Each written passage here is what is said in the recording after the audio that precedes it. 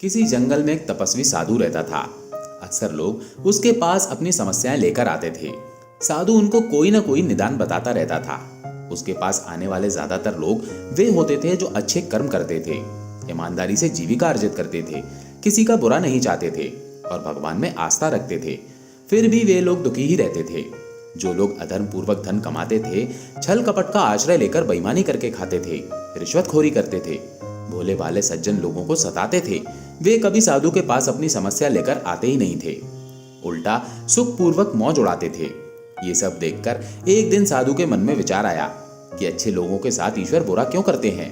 लगता है भगवान भी अन्यायकारी हैं, क्योंकि ज्यादातर पापी लोग ही संसार में सुखी दिखाई देते हैं और धर्मात्मा लोग सब दुखी मालूम पड़ते हैं।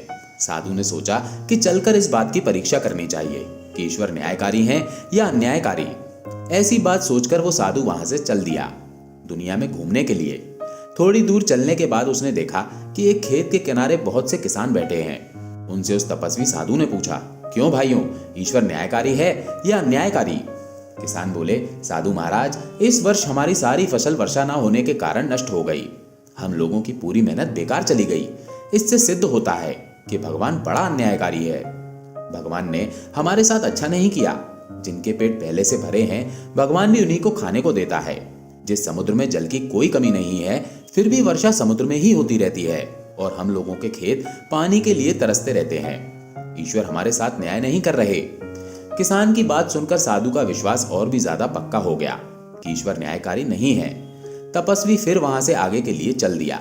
इधर भगवान ने सोचा कि ये तपस्वी मेरा गलत प्रचार कर रहा है।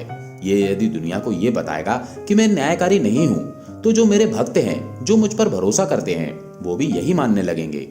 पर इसे कौन बताए कि मैं कभी किसी के साथ अन्याय नहीं करता हूँ, मैं सबके साथ न्याय करता हूँ।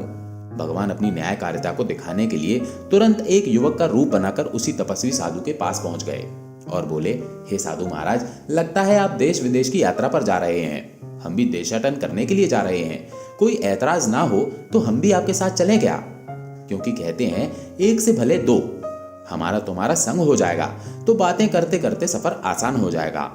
दोनों लोग कुछ दिन तक साथ साथ विचरण करेंगे, फिर अपने अपने रास्ते चले जाएंगे। तपस्वी साधु ने भी सोचा ये ठीक ही कहता है, इसलिए साधु ने उसे अपने साथ कर लिया।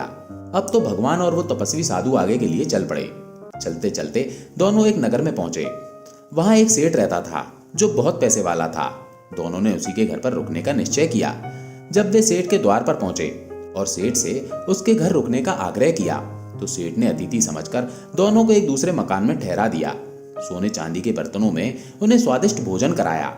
भोजन करने के बाद वे दोनों आराम से सो गए। इधर जब सवेरा हुआ तो वे दोनों वहां से चलने को हुए। चलते समय उस युवक ने सेठ का सोने का गिलास अपनी बगल में दबा लिया और वहां से चलता बना। रास्ते में आगे जाकर तपस्वी ने देखा कि आदमी तो सेठ का गिलास चुरा लाया है। तपस्वी को उसका ये व्यवहार अच्छा नहीं लगा। तपस्वी उस युवक पर नाराज होता हुआ बोला, अरे धूर्त कहीं के, तू सेठ के घर से सोने का गिलास चुरा लाया। सेठ ने हमारे साथ कौन सा बुरा काम किया था? यही कि हमें ठहरने को जगह दी, सोने चांदी के बर्तनों में उत्तम भोजन कराया। लोग सच ही कहते हैं, न्याय का तो जमाना ही नहीं है। युवक ने कुछ नहीं कहा, तपस्वी से क्षमा मांग ली और आगे के लिए चल दिए। चलते चलते वे एक दूसरे गांव में पहुंचे। शाम हो चुकी थी। उन्होंने उसी गांव में रुकने का फैसला किया। उस गांव में एक कंजूस महाजन रहता था।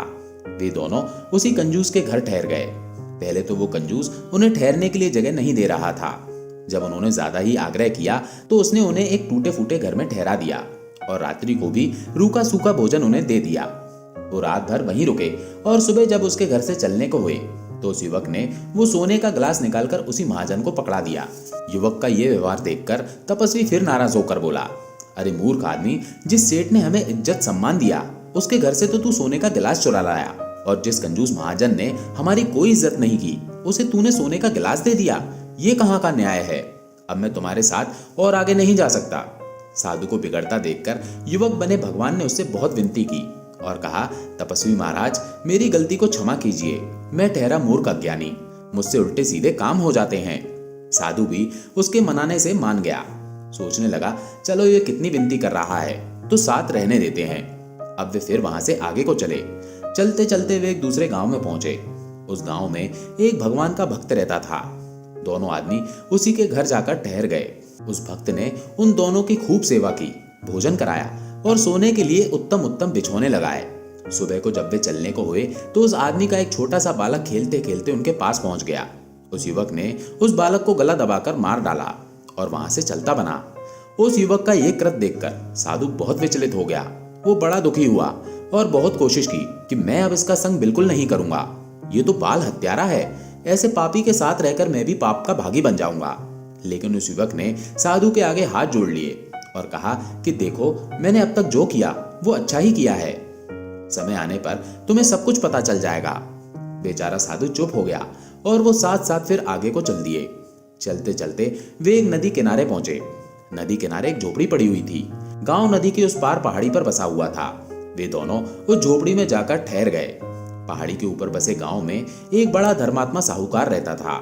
साहूकार ने जब ये सुना कि नदी किनारे झोपड़ी में दो साधु आकर ठहर गए हैं तो उसने सोचा क्यों न उन्हें यहाँ बुलाकर अपने घर में उनके ठहरने की व्यवस्था करवा दी जाए। यही सोचकर उस साहूकार ने अपने एक नौकर को उन साधुओं को बुलाने के लिए भेजा। जब नौकर उन्हें बुलाने के लिए पहुंचा तो उसने सारी बात बताई कि हमारे मालिक साहब अपने घर में आपको ठहरने को बुला रहे हैं। वे दोनों उसके साथ नाव में बैठकर नदी पार करने लगे। नाव जब नदी के बीच में पहुंची तो साधु के साथ जो युवक था, उस युवक ने साहूकार के नौकर को नदी में धकेल दिया। वो नौकर नदी में डूबकर मर गया। ये देखकर तपस्वी के क्रोध की सीमा न रही। वो उस पर बुरी तरह भड़कने वाला था, पर उसने जैसे ही पीछे मुड़कर देखा तो वो युवक ही नहीं था। साधु बड़ा हैरान हुआ कि उस युवक ने ऐसा क्यों किया और फिर वो कहाँ चला गया। जब वो साधु नदी के उस पार पहुंचा तो उसने देखा कि एक सफेद दाढ़ी वाला आदमी खड़ा है। वो सफेद दाढ़ी वाला आदमी बोला, हे तपस्वी, तुम जानना चाहते हो कि वो युवक कौन था और उसने ये सब क्यों किया? तो ध्यान से सुनो, वो युवक कोई और नहीं, साक्षात भगवान थे। और आपको इस बात का भ्रम हो गया था कि भगवान बड़ा अन्यायकारी है, इसलिए वे आपके भ्रम को मिटाने के लिए आपके साथ साथ घूम रहे थे। साधु ने पूछा कि यदि वो युवक भगवान थे तो भी उस युवक ने जो किया वो ठीक नहीं किया। तब सफेद दाढ़ी वाला आदमी कहता है, हे तपस्वी, भगवान ने जो किया सब ठीक ही किया था। उनके सूक्ष्म न्याय को आप देख नहीं पाए, इसमें भगवान का क्या दोष है? जो सेठ सोने चांदी के बर्तनों में अतिथियों को भोजन कराता था वो अपने नाम के लिए ऐसा करता था। प्रेम और भाव तो उसके अंदर था ही नहीं। उसे अभिमान था और उसके अभिमान को मिटाने के लिए भगवान ने उसका सोने का गिलास चुरा लिया। अब आज के बाद वो कभी किसी को सोने चांदी के बर्तनों में भोजन नहीं कराएगा। कंजूस महाजन को सोने का गिलास इसलिए दिया था कि वो बहुत कंजूस था, कभी किसी अतिथि को खिलाता नहीं था। लेकिन अब वो लोभ के कारण हर एक अतिथि को भोजन कराएगा, उसे ठहराएगा। भगवान ने जिस भक्त के लड़के को मार डाला था उसका कारण ये था कि वो आदमी पहले भगवान का बहुत बड़ा भक्त था, भगवान से बहुत प्रेम करता था। लेकिन जब से उसके घर में लड़का पैदा हुआ तब से वो भगवान से दूर होता चला गया और लड़के के मोह में पड़कर भक्ति भाव को भूल गया। आगे चलकर वो मोहवश प्राण त्यागता तो उसे नरक में जाना पड़ता। इसलिए उसके लड़के को भगवान ने अपने पास बुला लिया। अब वो वैराग्य को प्राप्त करके फिर से भगवत भक्ति में लीन हो जाएगा। और उसके बाद भगवान ने जिस नौकर को नदी में फेंक दिया वो नौकर बड़ा ही दुष्ट और चोर था। उसका मालिक साहूकार बहुत सज्जन और धर्मात्मा व्यक्ति था। वो नौकर रोज उसके घर में चोरी करता था और अपने मालिक को जान से मारने की योजना बना रहा था। इसलिए भगवान ने उसे नदी में फेंक दिया, उसे उसकी करनी का दंड दे दिया। अब आप ही बताओ, भगवान न्यायकारी हैं या अन्यायकारी? तपस्वी की सब समझ में आ गया कि भगवान कभी किसी के साथ अन्याय नहीं करते। जो लोग धर्मात्मा होकर भी दुख भोग रहे हैं उसके दो कारण हो सकते हैं। या तो उनका कोई प्रारब्ध कर्म है जो पहले उनसे कोई बुरा कर्म बन गया जिसका उन्हें दुख मिल रहा है, या आगे भगवान उनके साथ कुछ और अच्छा करना चाहते हैं। और जो पापी पाप करके सुख भोग रहे हैं उसके भी दो कारण है। पहला कारण ये है कि वो भगवान से विमुख हैं, नरक में तो जाना तय है। दूसरा कारण ये है कि भगवान उन्हें इतना ऊपर इसलिए चढ़ा रहे हैं कि जब वे ऊपर से गिरेंगे तो उनका समूल नाश हो जाएगा। पाप की कमाई का अंत बहुत बुरा होता है। ऐसे लोग अंदर से खोखले हो जाते हैं। उनकी पाप की कमाई का असर उनकी आने वाली पीढ़ियों पर पड़ता है।